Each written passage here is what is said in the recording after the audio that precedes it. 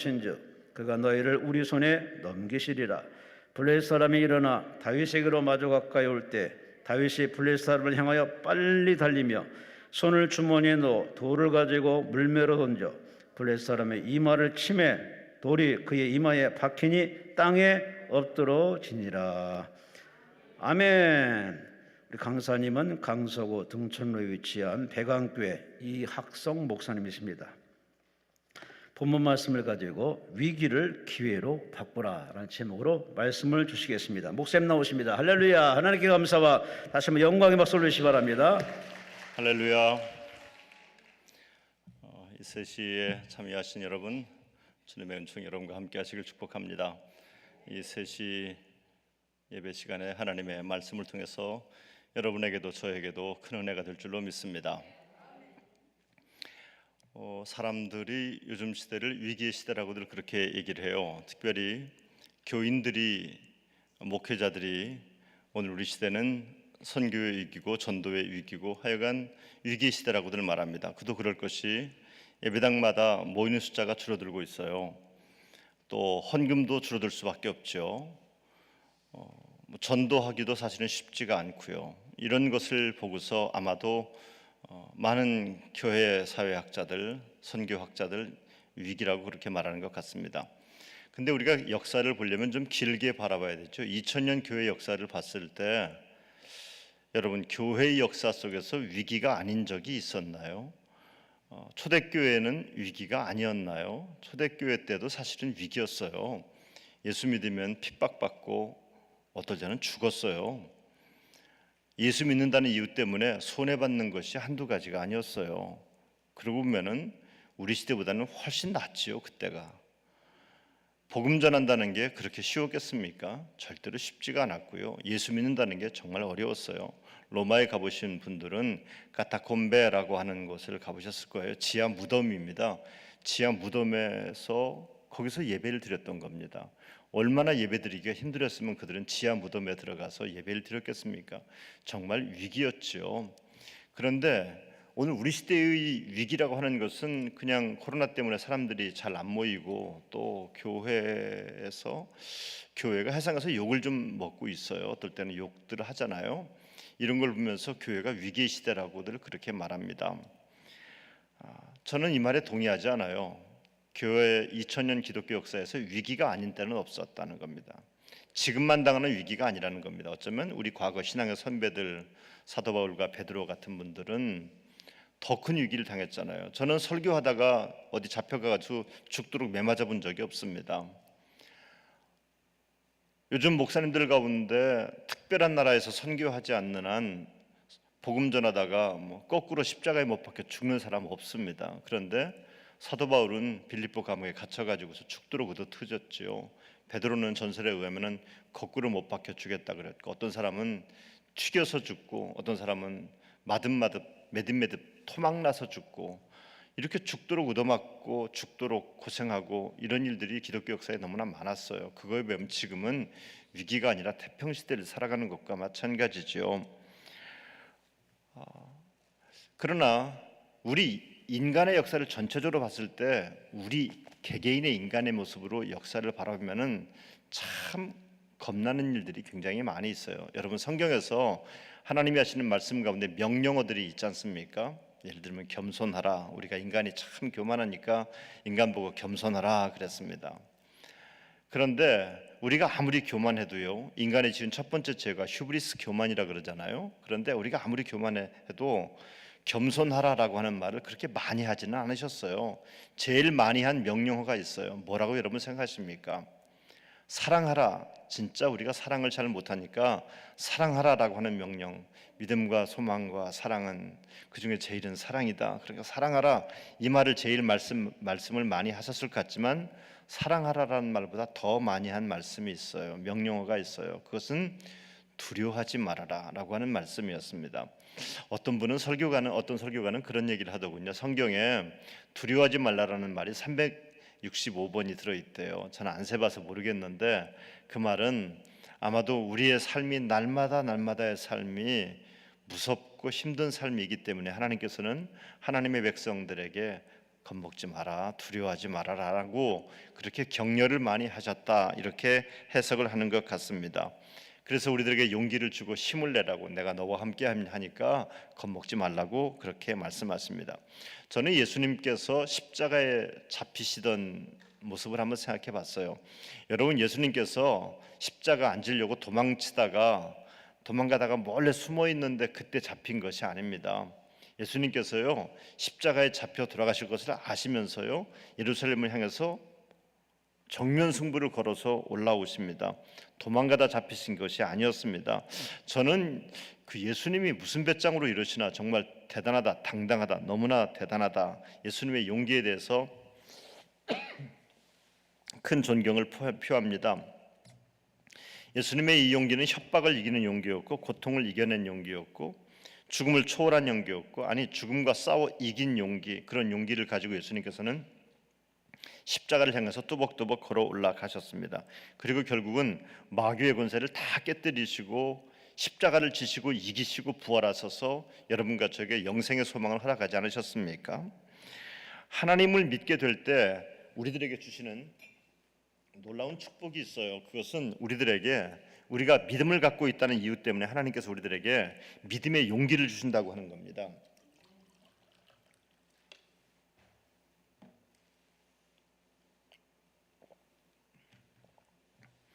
이 믿음의 용기라는 것이 얼마나 대단한 것인지 누구만 모르냐면 우리가 몰라요.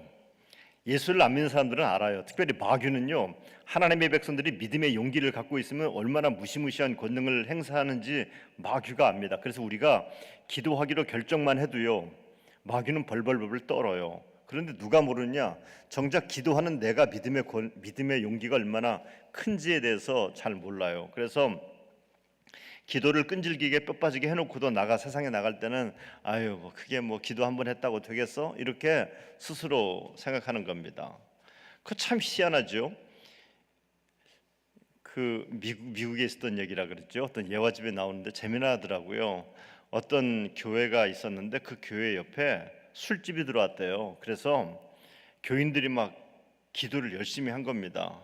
저 술집 좀 망하게 해달라고, 교회당 옆에 술집이 생기니까 은혜가 안 돼 죽겠다고 막 기도를 했대요. 근데 그 술집이 말이에요, 불이 났어요, 어느 날. 그러니까 불이 났는데 사장이 가만히 생각해 보니까, 불난 이유를 생각해 보니까 옆에 교회 교인들이 이 술집 망하기를 기도했다는 얘기를 소문으로 들은 거예요. 그래서 법원에다 고소를 했대요.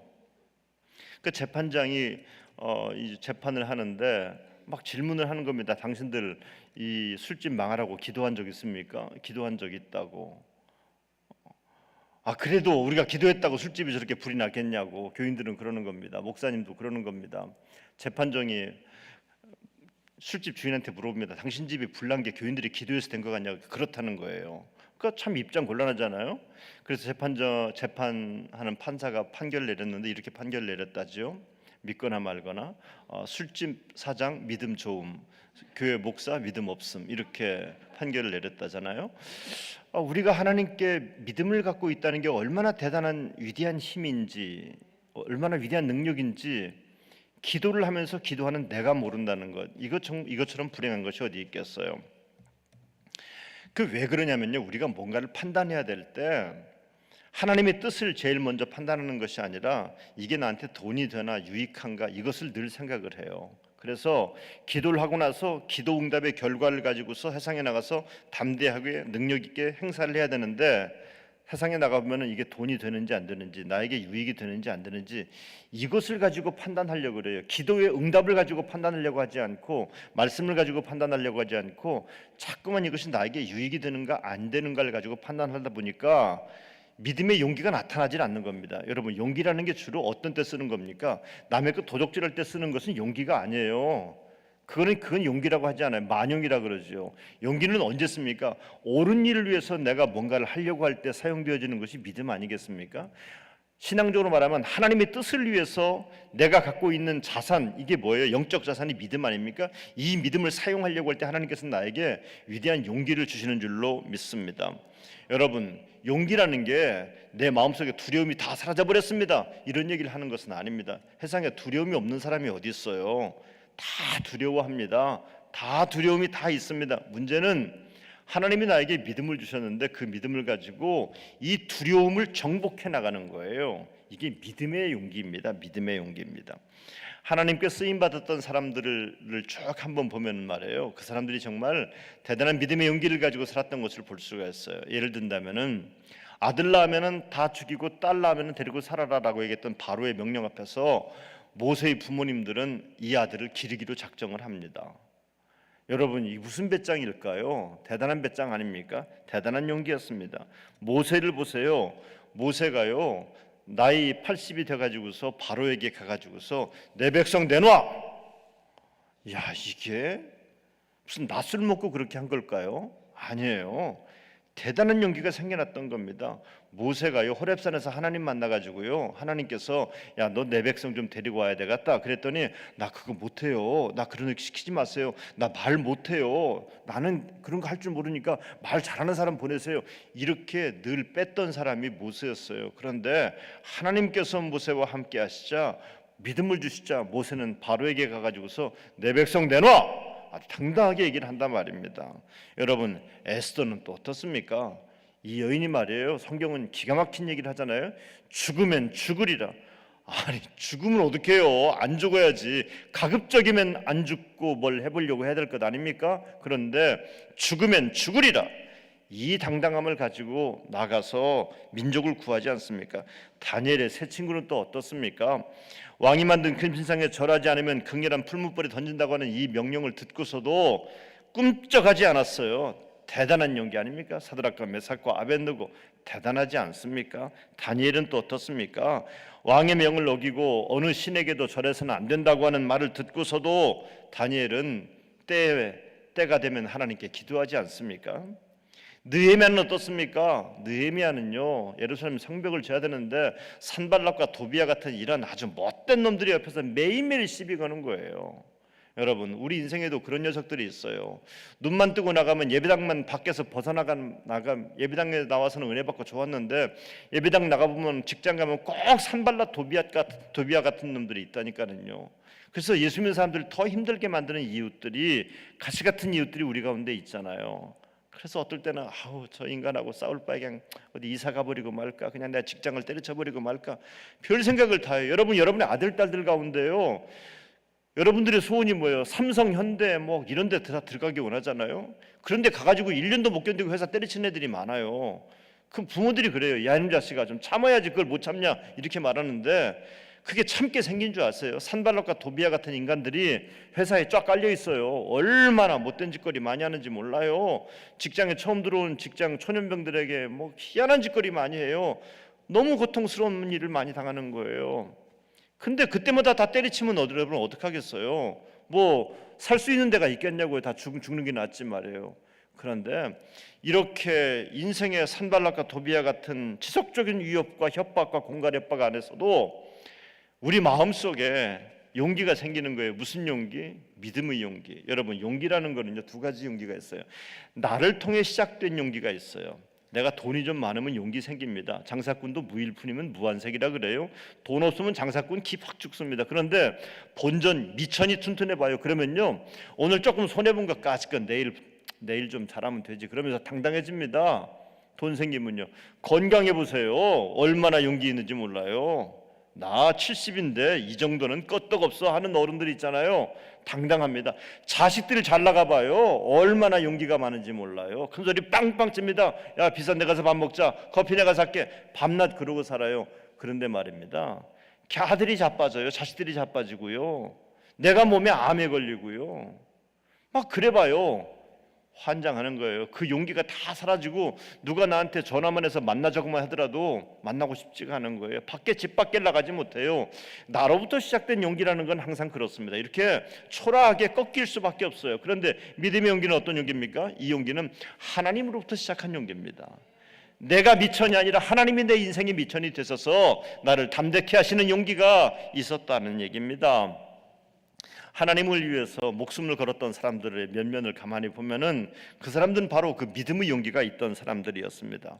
두려움이 없었던 게 아니었어요. 두려움은 있어요. 우리 모두는 다 두려워할 수밖에 없는 약한 존재입니다. 그런데 그 믿음을 가지고 두려움을 이겨나가는 거예요. 인생의 위기가 왜 없었냐고요? 있지요. 지금도 있고요. 수도 없이 인생의 위기는 내 인생의 죽음의 순간까지 계속 밀려올 겁니다. 다양한 위기가 찾아오게 될 겁니다. 그런데 그때마다 중내산해하는 것이 아니라 하나님이 나와 함께 하신다고 하는 믿음을 가지고, 그 하나님이 주는 믿음의 용기를 가지고 중내산해하는 그 인생의 위기를 기회로 바꾸는 사람들이 있었어요. 이것을 우리는 믿음의 사람이다 이렇게 얘기할 수가 있습니다. 저는 오늘 그 사람들 가운데 다윗이라는 사람, 여러분과 정말 여러분이 제일 잘 아는, 정말 교회학교 다닐 때부터 이 말씀만 들으면 막 흥분이 되는 그 말씀 구절을 택해서 여러분에게 말씀을 전하려고 합니다.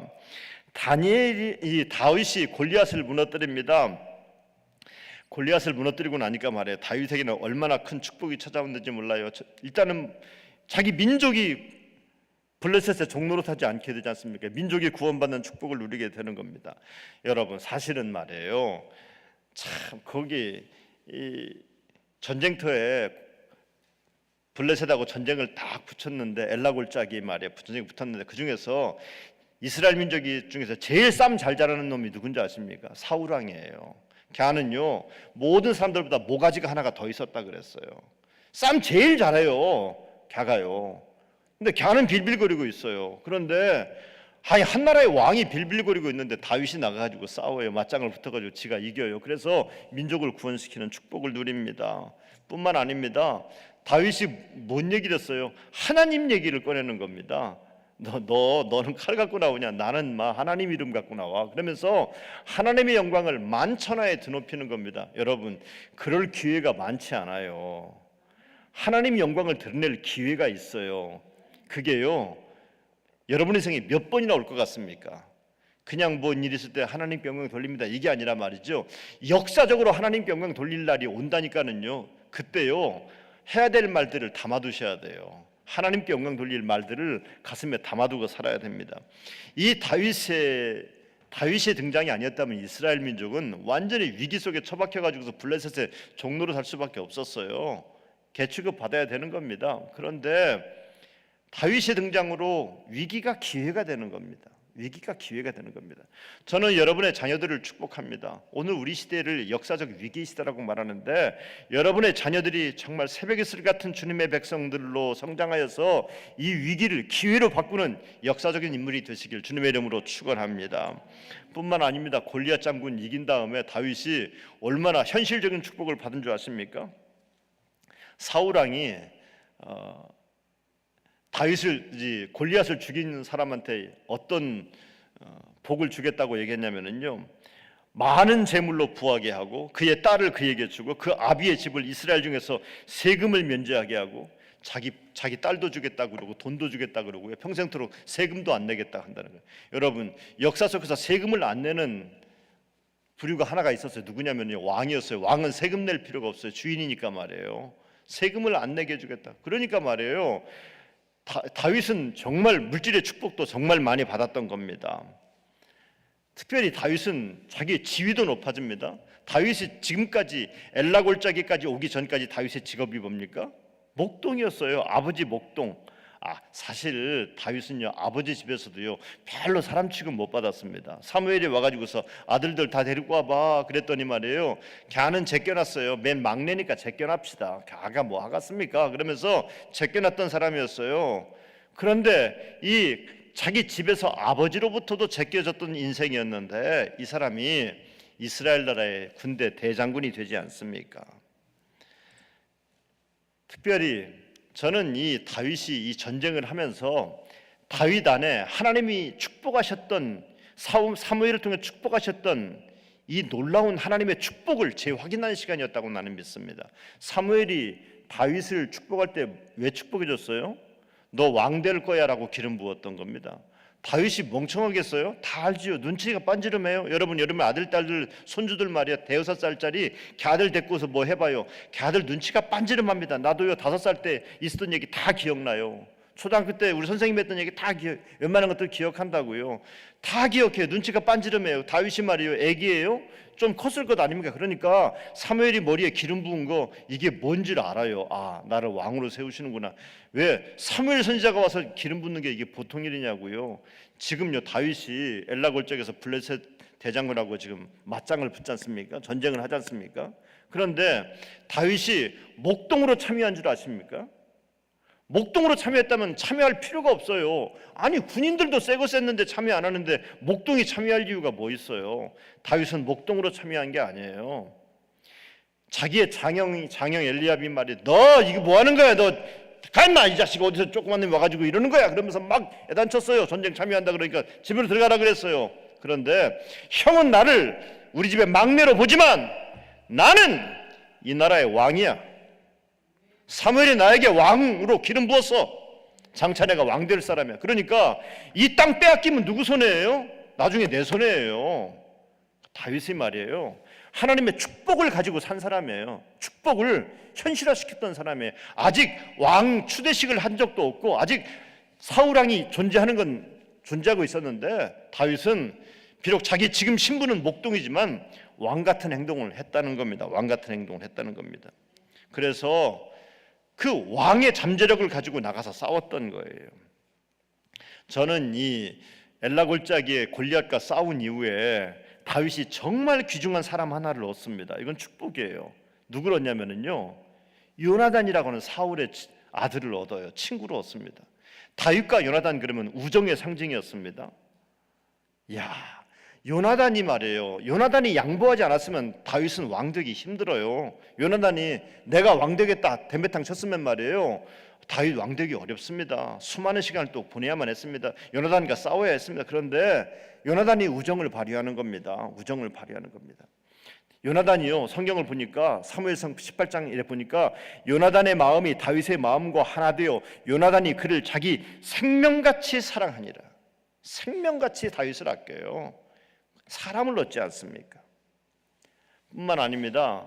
다윗은 이 전쟁을 통해서 하나님께 인정을 받고요, 사람들에게도 인정을 받습니다. 수많은 사람들이 길가에 연도에서 개선 장군들의 행진을 바라보면서 그들이 뭐라고 말합니까? 사울의 죽인 자는 천천히요, 다윗의 죽인 자는 만만이로다. 왕보다 곱하기 10배예요. 왕보다 10배 훨씬 더 낫다는 거예요. 10배만 나아요. 만배, 천배, 만배 낫지요. 사람들에게, 백성들에게 인정을 받아요.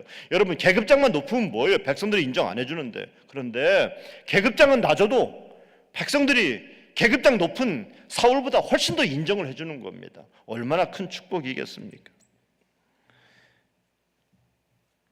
용기라는 게, 이 믿음의 용기라는 게, 이 두려움이 가득한 세상에서 하나님이 정말 우리에게 꼭 필요한 선물로 주시는 것이 바로 이 믿음의 용기라고 저는 그렇게 믿습니다. 골리앗이 엘라 골짜기에 딱 등장합니다. 여러분 한번 상상을 해볼까요? 그리고 여기는 이스라엘 군대가 딱 사울왕과 함께 딱 한번 붙어보려고 딱 나갔는데 야가 너무나 큰 거예요. 목청도 크지요. 이렇게 봐도 블레셋하고 우리하고는 잽도 안 되는 것 같은 거예요. 야, 이건 잽도 안 된다. 그래서 도망가는 겁니다. 여러분, 한번 붙어보고 도망간 게 아니에요. 그냥 초반에 도망가는 겁니다. 이스라엘 민족이 다 죄다 도망가 버리고 말았어요. 성경은 사무엘상 17장 24절에서 이렇게 말합니다. 이스라엘 모든 사람이 그 사람을 보고 심히 두려워하여 그 앞에서 도망했다 그랬어요. 심히 두려워하여 도망했다 그랬어요. 여러분, 이스라엘 백성들이 경험하는 감정과 그 결과를 우리는 주목해 봐야 됩니다. 놀랬습니다. 골리앗과 같은 어떻게 저런 녀석이 있을까? 사실 이스라엘 민족은요, 거인 족속들을 처음 본 게 아닙니다. 여리고 성에 살고 있던 사람들이 거인 족속이었어요. 거인 족속들 출애굽해서 가나안 들어올 때 거인 족속들과 여러 번 싸워본 적도 있어요. 그런데 걔들하고는 차원이 다른 것 같아요. 무시무시한 놈이 지금 앞에 서 있는 겁니다. 얼마나 무서웠으면 24절에 심히 두려워했다. 너무 크게 두려워했다는 겁니다. 애간장 막 가슴이 다 짜부러들 만큼 그렇게 두려워했어요. 한번 사람이 군인들이 말이죠, 한번 붙어봐야 될 것 아니에요. 그런데 너무 나랑 비교가 안 되니까 너무 가슴이 쪼그라들어 가지고서 그냥 도망가 버리고 말았어요. 붙어볼 생각도 하지 말았어요. 여러분, 우리 인생에도 이렇게 골리앗과 같은 녀석들이 나타나잖아요. 갑자기 어느 날 막 멀쩡했어요. 병원 한 번 안 가던 사람이었는데 병원 갔는데 기침 좀 해가지고 병원 갔는데 당신은 암인데 말기요? 이런 얘기를 들어요. 한 번도 속삭여 본 적 없는 새끼였어요. 내 아들 딸이었는데. 그런데 어느 날 학교에서 불러서 가보니까 야가 무슨 일진 같은 희한한 데 참여해가지고서 별짓거리 다 하고 다니는 거예요. 애들 힘들게 하고 다니는 거예요. 학교에서 학교를 그만 다니라고 하는 거예요. 여러분, 이런 상황은 우리들에게는 골리앗과 같은 상황들입니다. 가정에서 막 돈 잘 벌어둔 남편이 어느 날 직장에서 엄청난 부도를 만나가지고 집도 팔고 도망가야 될 신세가 된 거예요. 골리앗과 같은 일을 만난 겁니다. 여러분, 이런 일을 만나면은 겁 먹는 거, 이거 뭐 목사는 겁 안 먹겠습니까? 누군들 겁 안 먹을 사람이 어디 있겠어요? 다 겁을 먹습니다. 근데 겁을 먹으면서 어떻게 하느냐? 덮어놓고 겁만 먹어요. 눈을 확 감아버리고 말아요. 무섭다 그리고 감아버리고 말아요. 무서운 일이 생기면 어떡합니까? 죄다 도망가 버리고 말아요. 꿩들이 도망가다가 막 자기 대가리를 막 숲속에 처박는 것처럼 그렇게 처박고 마는 거예요. 처박고 마는 거예요. 도망가는 거예요. 도망가는 거. 그러면 어떻게 됩니까? 아버지가 도망가면 어떻게 돼요? 집안이 혼돈해요. 난리가 나요. 난리가 납니다. 여러분, 혹시 여러분의 인생에 이렇게 두려운 일들이 나타나거들란 말이에요. 그 두려움을 쳐다보면 겁을 먹을 수밖에 없으니까 이렇게 해보세요. 따라서 합시다. 하나님과 함께 두려움을 짜려봐라. 째려보라고요. 나를 두렵게 하는 것을 나 혼자 째려보면 말이죠, 겁먹어요. 무서워요. 왜요? 아니 내가 무슨 용가리 통뼈냐고요. 그걸 어떻게 이기냐고요. 감당을 못하겠다는 거예요. 그런데 말이에요, 하나님의 손을 잡고 함께 짜려보는 거예요. 두려움의 실체를 하나님의 손 잡고 한번 짜려보는 겁니다. 그래요, 여러분. 우리가 겁먹는 이유는 그거예요. 내 실력 믿고 짜려보는 거예요. 나만 내 실력 의지해서 짜려보는 거예요. 그러니까는요, 내 실력보다는 골리앗이 훨씬 세거든요. 잽도 안 되거든요. 그러니까 겁먹을 수밖에 없는 거예요. 그런데 하나님이 나에게 믿음을 주셨어요. 가만히 보니까 하나님이 내 손을 잡고 있는 거예요. 그 하나님의 손을 잡고 내 질병의 문제를 한번 쳐다보는 거예요. 내 자식을 한번 쳐다보는 거예요. 참 쳐다보는 거예요. 두려움을 직면할 때 여러분 혼자 직면해서 눈을 감고 도망가지 마시고 하나님의 손 잡고 하나님과 함께 두려움의 문제를 쳐다볼 수 있게 되기를 주님의 이름으로 축복합니다. 그리고는 분석해 보는 거예요. 여러분, 왜 두렵냐면은요, 걔가 기럭지가 길기 때문에 두려워요. 무섭게 생겼기 때문에 두려운 거예요. 보니까 진짜 무섭게 생겼거든요. 골리앗이요, 여러분 그림을 그리자면은요, 우리하고는 비교할 수 없는 희한하게 그릴 겁니다. 거인으로 그릴 겁니다. 우리는 그냥 물팍밖에 안 되고 우리보다 한 5배 정도 크게 여러분 애들들은 다 그렇게 그림을 그릴 거예요. 저도 옛날에 그렇게 그림을 그렸어요. 골리앗은 그런 존재예요. 얼마나 무서워요. 보니까 너무나 무서운 겁니다. 보니까 크거든요. 무서워요. 이스라엘 백성들이 어떻게 했습니까? 군인들이 심히 두려워하여 그 앞에서 도망했다는 거예요. 여러분, 그런 거인 앞에서 칼 빼들고 한번 붙어보자, 이런 정신 나간 녀석이 어디 있겠어요? 도망가는 게 그 최선 아니겠어요? 그렇게 도망갔어요. 또요, 들리는 이야기가 너무나 무시무시한 겁니다. 그 거인이 소리를 지르는데 엘라골짜기 아마도 에코가 잘 들렸겠죠. 막 소리가 잘 울리고 말이죠. 잘 들렸겠어요. 그런데 쩌렁쩌렁 울리는데 말이죠, 이스라엘 민족을 개 취급하는 거예요. 살벌한 소리를 하는 겁니다. 니들 다 죽여버리겠다는 겁니다. 씨를 말려버리겠다는 겁니다. 니네 하나님은 신도 아니라고 막 겁을 얼마나 주는지 말이죠. 듣는 소리가 너무나 살벌해요. 무시무시해요. 무시무시해요. 사무엘상 17장 11절 말씀입니다. 사울과 온 이스라엘이 블레셋 사람이 이 말을 듣고 놀라 크게 두려워하니라. 말을 들으니까 너무나 무시무시한 말을 듣는 거예요. 그래서 두려워한 겁니다. 여러분, 우리는 보기도 하고 듣기도 합니다. 보기도 하고 듣기도 해요. 오늘 우리가 이 세상에서 겁먹는 이유는 사실은 보고 듣는 것 때문에 그러는 거예요. 자식을 어디 내놓기가 무서운 거예요. 아니, 멀쩡한 녀석이 밤에 어디 갔는데 안 돌아와 봐요. 할로윈 사건 때문에 말이죠. 안 돌아와 봐요. 이걸 어떻게 내놔요? 아니, 멀쩡한 남편이 운전하고 나갔는데 저녁 때 집에 들어와야 되는데 아니 무슨 병원에 입원했다고 차 사고 났다 그러는 거예요. 세상이 너무나 무서운 거예요. 음주운전자가 받았다는 거예요. 이걸 어떻게 하면 좋습니까? 어떻게 하면 좋습니까? 세상이 무서운 거예요. 보이는 게 무섭고 들리는 게 무서운 시대를 우리가 살아가고 있는 겁니다. 아니야, 멀쩡한 아이가 공부를 잘 열심히 하는 줄 알고 도서관에 있는 줄 알았는데, 아니 그놈이 마약을 하고 있다 그러는 거예요. 마약을 하고 있다는 거예요. 이거 어떻게 하면 좋아요?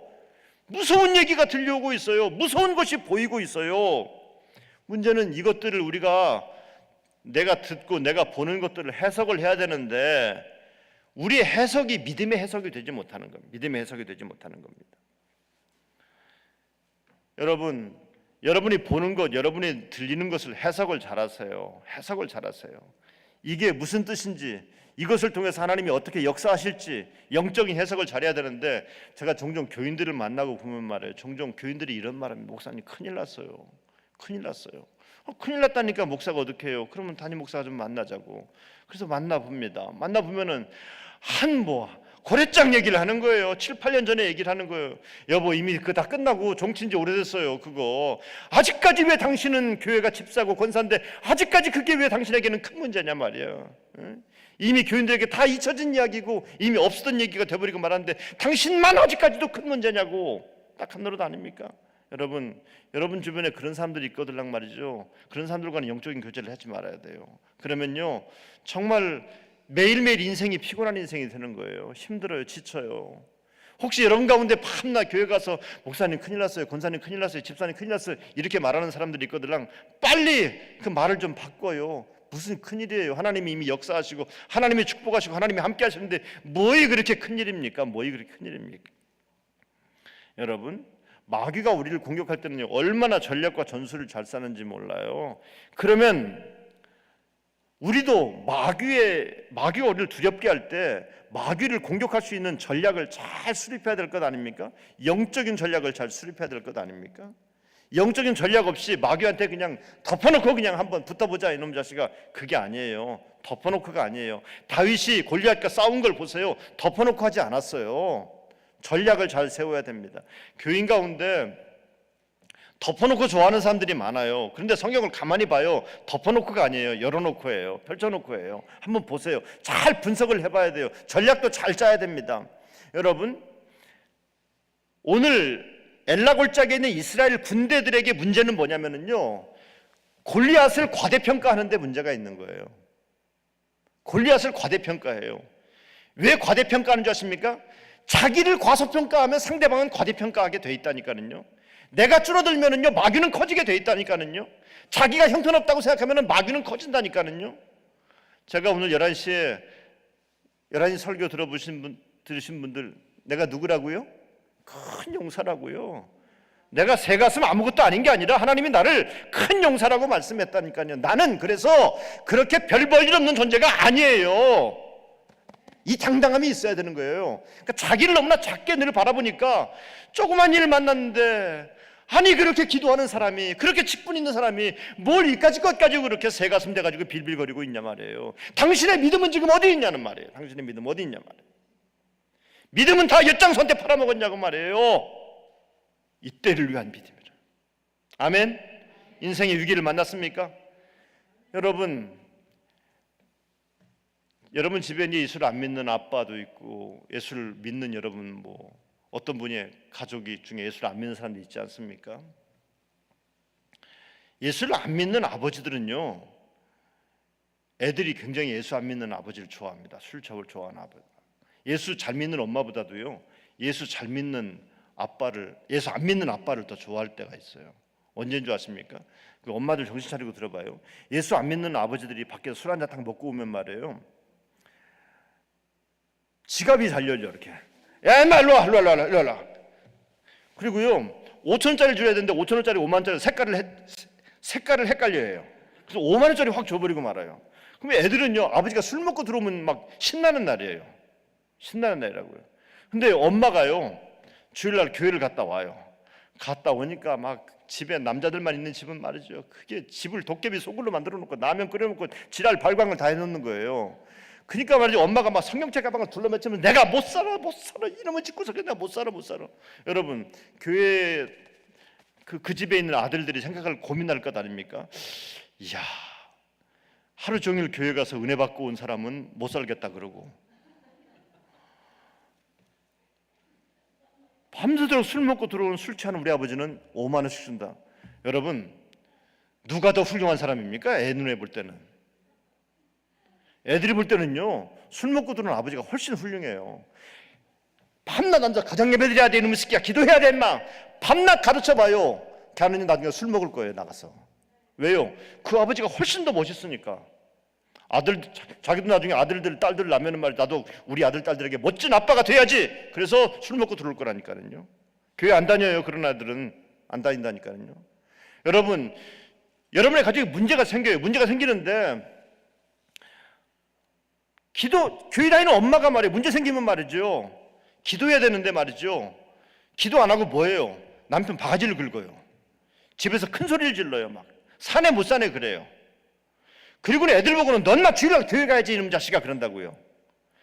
걔한테 연보돈을 주면은 걔가 교회를 갈 것 같습니까? 나가서 눈깔 사탕 사 먹고 교회 안 가지, 놀지, 게임방 가고 그러지. 정신 나갔다고 교회 가겠냐고요. 안 가요. 왜?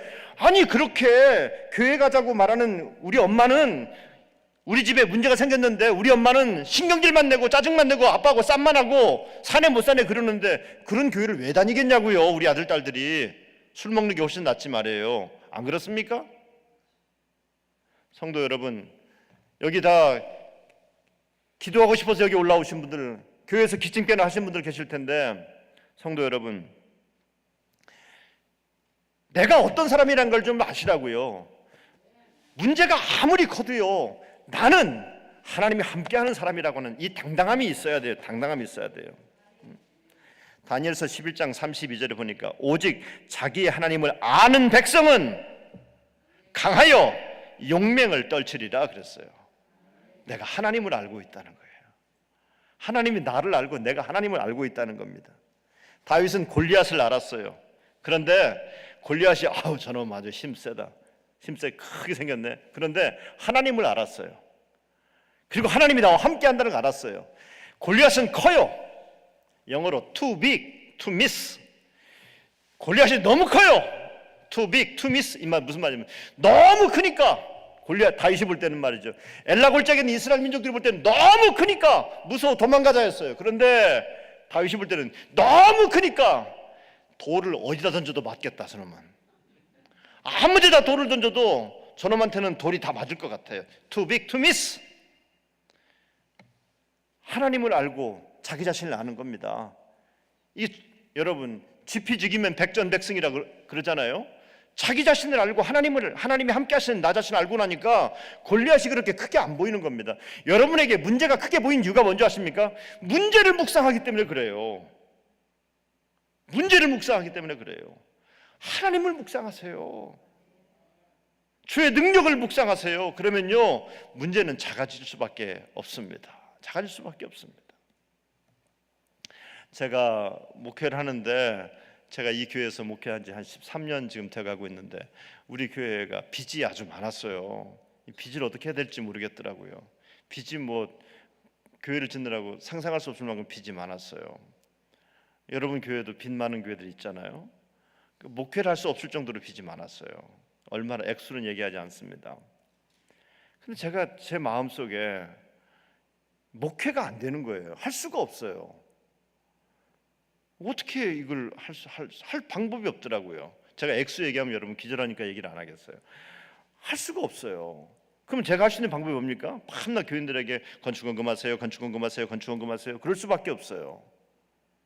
그런데 이 빚이라고 하는 골리앗을 놓고서 내가 목회를 할 재간이 없더라고요.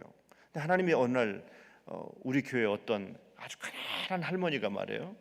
가난한 할머니가 저를 찾아왔어요. 그 할머니가 권사님이 뭐라 그러냐면, 목사님 왜 그렇게 새벽기도 때 울어? 나는 목사님이 우는 게 너무나 싫어. 울지 좀 마. 그러는 거예요.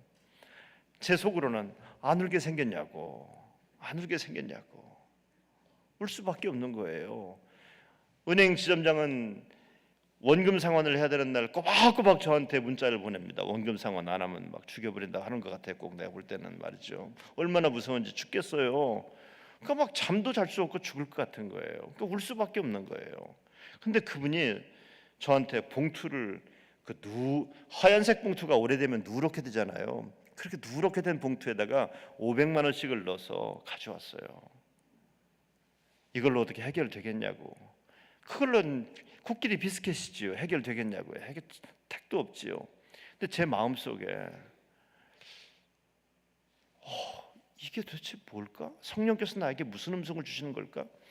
그때 어떤 일이 있었냐면요, 이제 빚을 갚기 너무 힘드니까 우리 교회에 좋은 카페 갤러리가 있어요. 그 갤러리를 자동차에 사다 팔러 넘기기로 했어요. 그러면 자동차에 사다 넘겨놓으면 거기서 이자 돈 나오는 것 때문에 웬만큼 이자는 조금은 해결해 줄 수 있을 것 같더라고요. 그렇게 결의를 우리는 다 봤어요. 장로님들과 모여서 결의를 다 보고 그렇게 하기로 해서 그 사람들이 와서 말이지 뭐 내부 수리를 어떡하네 막 이런 걸 하고 있는 거예요. 가계약 상태까지 갔어요. 그런데 이 할머니가 그걸 갖고 온 거예요. 그때 제 안에 성령의 강력한 음성이 들리더라는 거예요. 들려요. 야, 그거 빚 때문에 너 너무 애쓰지 말아라. 그 빚은 네 빚이 아니잖니. 그 빚은 내 빚이잖니. 근데 네가 왜 그렇게 그것 때문에 고민하니? 너는 그냥 정상적인 목회를 해라. 저는 그 할머니가 가져다 주신 헌금 봉투를 지금도 코팅해서 제 방에다 이렇게 갖다 놓고 설교하기 전에 항상 한 번씩 봐요. 항상 봅니다. 제가 그 이후로 12년간 그 빚이 많은데 교인들에게 건축원금 해야 되니까 빚이 많으니까 건축원금 빨리 해야 됩니다라는 얘기를 한 번도 해본 적이 없어요. 우리에게 부교육자가 와 있으니까 알 것 아닙니까? 내가 거짓말하겠어요? 한 번도 안 했어요. 한 번도 하지 않았어요. 그런데요, 신기하던데요, 하나님께서 내 마음에 야, 그건 내가 알아서 할게, 너무 걱정하지 마라, 이 말을 제가 내적인 음성으로 듣고서 그 다음부터는 말이에요, 내가 뭐 건축원금 얘기 한마디도 안 했는데 지금은요 거의 없어요. 거의 조금 남았는데 거의 다 갚았어요. 이제는 얼마 남지 않았어요. 얼마 남지 않았어요. 여러분, 우리가 예수를 믿으면서 하나님을 너무 작게 만들고 하나님을 뒷방 할아버지처럼 취급하면서 예수를 믿어요. 그러니까 밤낮 큰일 났어요. 밤낮 큰일 났어요. 빚 때문에 큰일 났어요. 사람들이 교회의 숫자가 줄어서 큰일 났어요. 예산이 작아져서 큰일 났어요. 뭐가 없어서 큰일 났어요. 큰일 났어요. 여러분, 여러분의 믿는 하나님은 어디 계세요? 무슨 가리봉동 무슨 뭐 새빵촌의 뒷방 할아버지십니까? 서울역에 있는 무슨 뭐 그 뒷방 할아버지십니까? 왜 여러분의 하나님을 그렇게 이상한 할아버지 만드세요? 우리 하나님은요 천지를 만드신 하나님이세요. 우리 하나님은요 역사를 주관하신 하나님이세요. 우리 하나님은요 지금도요 개인의 생사화복을 주관하신 하나님이세요. 우리 하나님 지금도요 꺼져가는 등불에 심지도 끄지 않으신 하나님이세요. 이 하나님이 나와 함께 하세요. 골리앗 앞에서 기죽지 마세요. 벌벌 떨지 마세요. 다윗은요 골리앗 알았어요. 그래, 너 진짜 크다. 그래, too big to miss. 너 너무 크니까 내가 돌 어디다 던져도 너는 맞겠구나 생각을 했던 겁니다. 하나님이 나와 함께 하신다 믿었어요.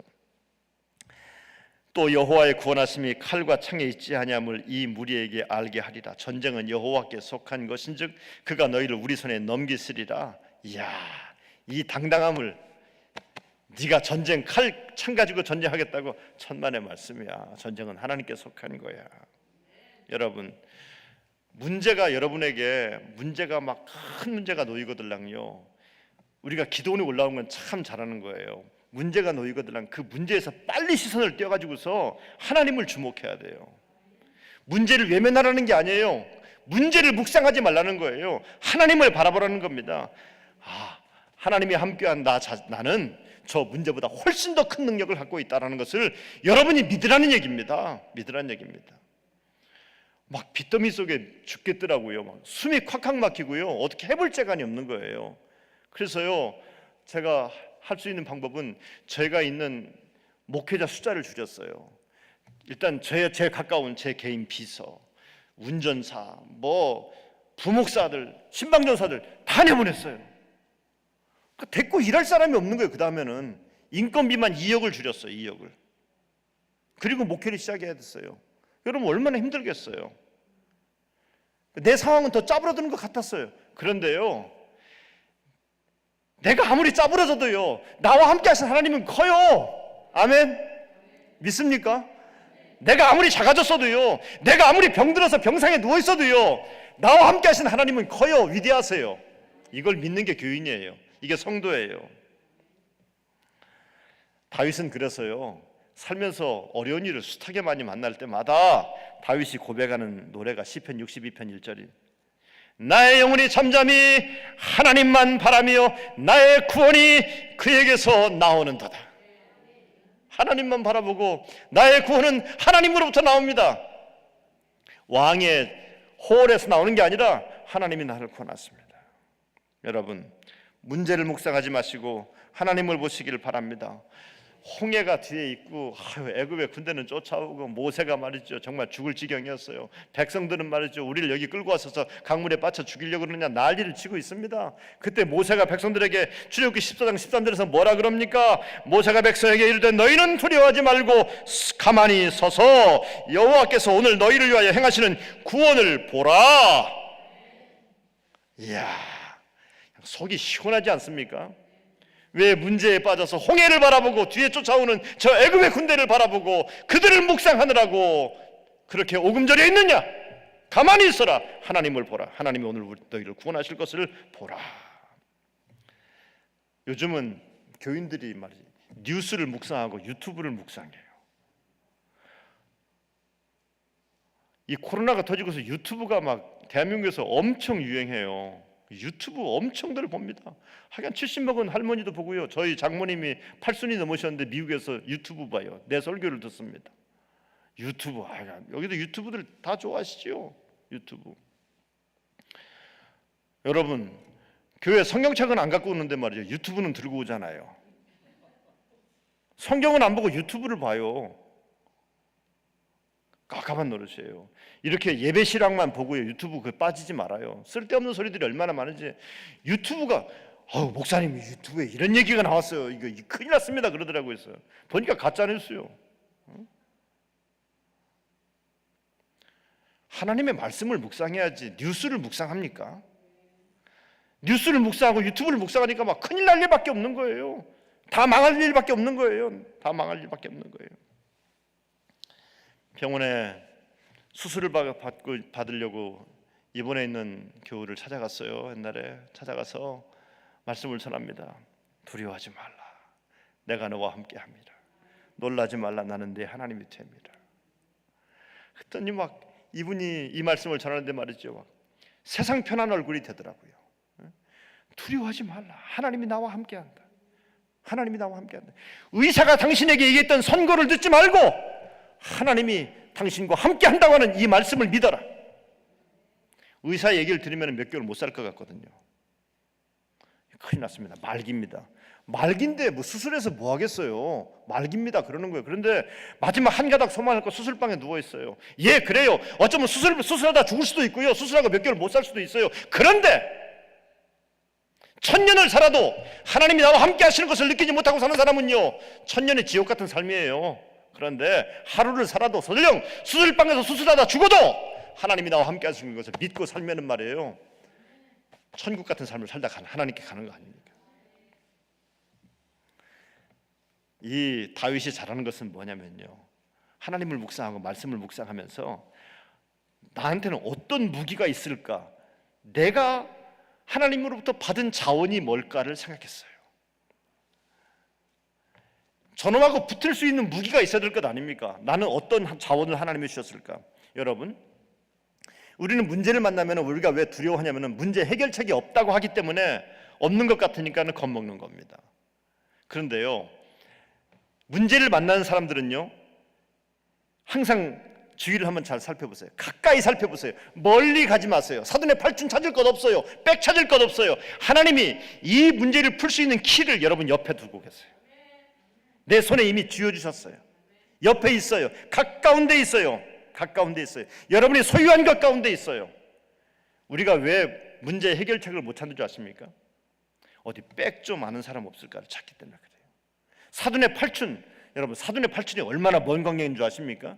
굉장히 먼 데서부터 문제 해결책을 찾으려고 그래요. 여러분의 담임 목사님을 통해서 문제를 찾으세요. 가까운 데 가서. 여러분 옆에 문제 해결책이 있다니까요. 해결책이 다 있어요. 하나님이 나에게 이미 주신 것이 있어요. 그것 가운데서 문제 해결책이 있어요. 우리는 자기가 갖고 있는 것은 다 무시합니다. 아무것도 아니라고 생각합니다. 다윗이요, 나무 막대기 하나 들고 물맷돌을 주워 갖고 들어갑니다. 하나님이 역사하실 때는요, 내가 정말 사용하기 어려운 것, 여러분들에게 어느 날 골리앗과 싸울 때 너는 가가지고서 저 155mm 자주포를 가지고 공격해라. 그 자주포를 갖다 주겠어요? 운전도 할 줄 모르고 폭탄 넣는 방법도 모르는데 어떻게 사용하겠어요? 아무리 무기가 세도요, 내가 사용할 수 없는 것을 하나님이 주시지 않아요. 하나님은 뭘 줍니까? 내가 제일 잘하는 걸 줘요. 그러니까 문제를 만나면은요, 이렇게 생각하면 돼요. 하나님이 나에게 주신 가까운 데 있는 무기가 뭘까? 내가 제일 잘하는 게 뭘까? 제일 잘하는 것, 그게 하나님이 사용하시길 원하시는 무기예요. 도구예요. 어쩌면 그것이 여러분의 생각일 수도 있을 것이고, 여러분의 마음, 언어, 태도, 우리 믿음, 우리 물질, 우리 아들, 딸일 수도 있어요.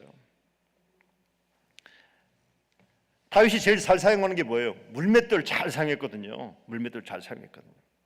특별히요, 다윗에게는 말이죠, 골리앗과 비교해봤을 때 어마무시한 무기가 다윗에게 있었어요. 골리앗은 큰 창도 있었고 방패도 컸었고 투구도 컸었고 뭐 별로 걸 다 갖고 있었는데, 자아가 안 갖고 있는 것을 다윗은 갖고 있는 게 한 가지가 있었어요. 뭔지 아십니까? 만군의 하나님 여호와 이름을 갖고 있었어요. 여러분, 인생의 위기를 만날 때 이 성전 바깥에 있는 사람과 우리와의 근본적인 차이가 뭔지 아십니까? 그 사람들은요, 부를 수 있는 이름이 없어요. 좌우당간 부처님, 하나님, 산신령님 어떻게 도와주세요 이러고 앉았다고요. 좌우당간. 우리는 뭡니까? 나는 금과 은은 없을지라도 나사는 예수 이름을 갖고 있는 사람들이에요. 성도 여러분, 오늘 여러분들이 인생의 문제를 가지고 이 산에 올라와서 예수 이름을 부를 수 있는 것은 놀라운 무기를 사용하는 것인 줄로 믿으시길 바랍니다. 나는 그 무기를 갖고 있어요. 그 무기의 힘과 능력을 여러분 믿으시기를 간절히 바랍니다. 부를 수 있는 이름이 있어요. 전쟁은 하나님께 속한 것입니다. 다윗이 물맷돌 5개를 준비합니다. 다윗 이 양반 왜 하나밖에 안 쓸 거면서 5개를 준비시켰을까요? 하나밖에 안 썼어요. 뭐 영화를 찍는다면 말이죠, 4개는 빗나가고 마지막 1개가 탁 맞춰가지고 쓰러지면 될 텐데, 아니에요. 그냥 1개에 그냥 원샷 원킬이에요. 한 봉에 보냈다고요. 그런데 5개를 준비하는 겁니다. 철저하게 준비하는 겁니다. 문제는 뭐냐면, 오늘 우리 인생의 이 재구 주머니 속에 내가 정말 잘할 수 있는 물맷돌이 없는 거예요. 돌이 없는 거예요. 내가 제일 잘할 수 있는 돌이 없는 거예요. 하나님 어떻게 해주시겠지?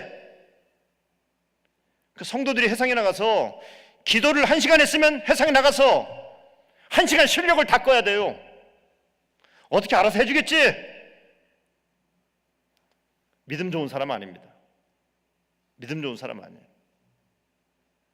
기도를 1시간 했으면 밖에 나가서 1시간 열심히 사십시오. 기도원에 올라가서 한 주일 동안 열심히 기도했으면 나가서 한 주간 동안 열심히 해상에서 실력을 닦으십시오. 여러분의 실력을 사용하십시오. 하나님이 그걸 사용하실 때가 온다니까요. 내가 제일 잘하는 게 뭔가? 하나님이 여러분이 은사를 주신 거고 달란트를 주신 것 아닙니까? 그 제일 잘하는 것을, 실력을 닦지 않고, 요리를 잘하십니까? 요리를 정말 갈고 닦아서 연마하세요. 하나님이 그 요리를 가지고 위대하게 사용하실 날이 올 것이에요. 특별히 다윗이 용기를 발할 수 있었던 것은 하나님께 받은 사명감 때문에 그랬던 겁니다. 더 이상 목동이 아니에요. 왕으로서의 사명감입니다. 사명이 있는데, 내가 왕인데 어떻게 도망가요? 정신없는 사울은 도망가는데 정신이 있는 다윗은 도망갈 수 없는 거예요. 내가 장차 왕인데, 이 땅이 하나님이 나에게 맡기신 땅인데 어떻게 도망가요? 사도행전 20장 24절에서 바울이 그 사명 때문에 이런 고백하죠. 내가 달려갈 길과 주 예수께 받은 사명 곧 하나님의 은혜의 복음을 증거하는 일을 마치려 하면은 나의 생명조차 조금도 귀한 것으로 여기지 아니하노라. 나 여기서 목 건다. 나 여기서 모가지 건다. 목숨 내놓는다. 사명은 그런 겁니다. 해도 되고 안 해도 되는 것이 아니라 나는 모가지를 건다. 이 사명감. 여러분, 예수님이 그렇게 목을 걸고 예루살렘을 올라왔어요. 십자가의 길을 걸어가셨어요. 당당하게 걸어가셨어요. 여러분, 전쟁터에 살고 있습니다. 이 전쟁터는 날마다 위기입니다. 위기가 아닌 날이 없었습니다. 그런데요, 어차피 싸워야 될 싸움이라면은 이겨야 됩니다. 아멘. 그리고 이기기 위해서는 믿음의 용기가 반드시 필요합니다. 한 번밖에 없는 인생입니다. 빌빌거리지 맙시다. 예수 믿는 한 번밖에 없는 인생인데 비루한 인생을 살지 말고 하나님을 주목하며 하나님의 말씀을 묵상하며 우리를 겁주는 이 악한 마귀의 권세 앞에서 하나님의 능력을 힘입어서 당당하게 맞짱을 붙어가지고서 승리하는, 그래서 위기를 기회로 바꾸는 여러분과 제가 되길 주님의 이름으로 축원합니다. 축원합니다. 이 시간 말씀을 생각하면서 주여 세 번의 주고 통성으로 기도합니다. 주여, 주여, 주여. 아버지 하나님 축복하여